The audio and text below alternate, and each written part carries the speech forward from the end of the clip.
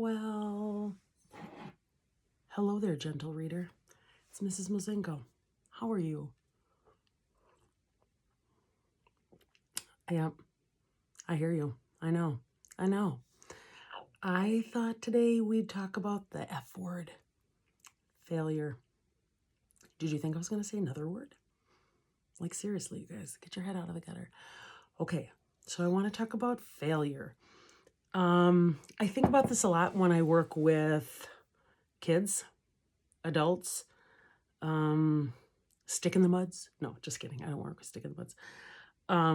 But I wanted to just talk a little bit about like how to overcome the fear of the F word, the fear of failure. Or just the little steps that I do in my classroom, in my life, mainly in my classroom. Okay, that's my main domain. But I wanted to just talk a little bit about how I get kids to kind of move forward. Number one, I always try to use humor a little bit. Like, stop. If kid made a mistake, okay, what'd you learn? Oh my gosh, yay. I will clap for them. I'll make a big deal about it. And then I'll be like, okay, what'd you learn? To like emphasize the progress, the effort that they're making, not necessarily just the outcome. Okay, because I think process is huge. Kids will a lot of times also, I make fun of the word perfect. Like I pretend like I'm allergic to it. I'll say the P word and I'll go, achoo! Like just to try to show them that I'm kind of goofy about that. And perfect is boring. That's definitely the mantra. So the kids are actually on me all the time about that. A lot of times if kids are feeling overwhelmed or they're getting a little bit nervy, okay, I try to break down the task. Okay, we got to do this first. And then it leads us to this. And then it leads us to this, that sort of thing. And then also to teach them to be gentle with themselves. A lot of times I hear kids say like, oh, I can't do this. Number one, I always say yet. You can't do it yet. Okay, side note, The Magical Yet, best book ever. If you don't have it, totally get that. I would encourage it. But to be gentle with themselves and ask them, okay, what you just said to yourself, would you ever say to a friend? 10 out of 10 times they'll say, no, I would never say that. I'm like, then why are you saying it to yourself?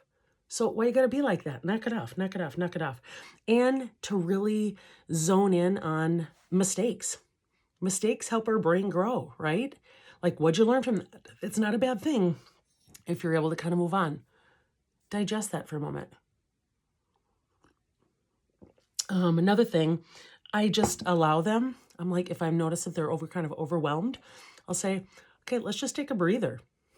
Give them a little bit of downtime. I said, do a 360. Do a 360 around the room.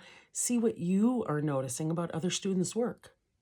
Sometimes a little compare contrast is not a bad thing. And I always try to say, okay, if I asked you all to draw X, one thing, a flower, sometimes I joke.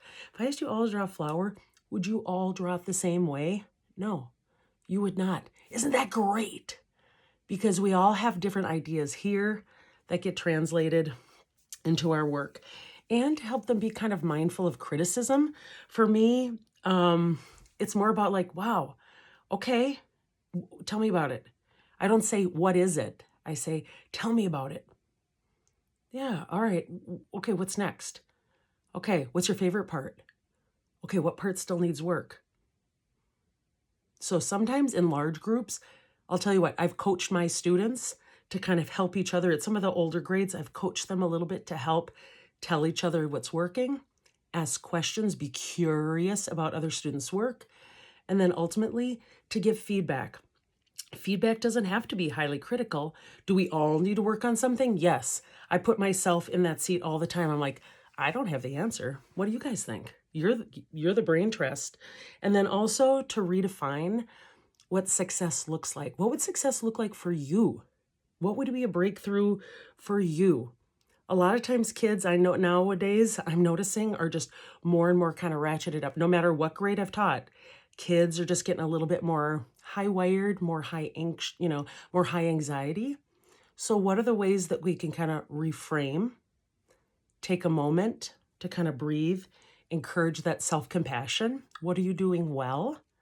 But no, just in life, there's always something to work on. So just a couple little words that I use along the way. I thought I'd share this for parents, caregivers, any people that work with people, guess what? Reframing these things is always a helpful thing. So hope that helps. Okay. Love you. Bye.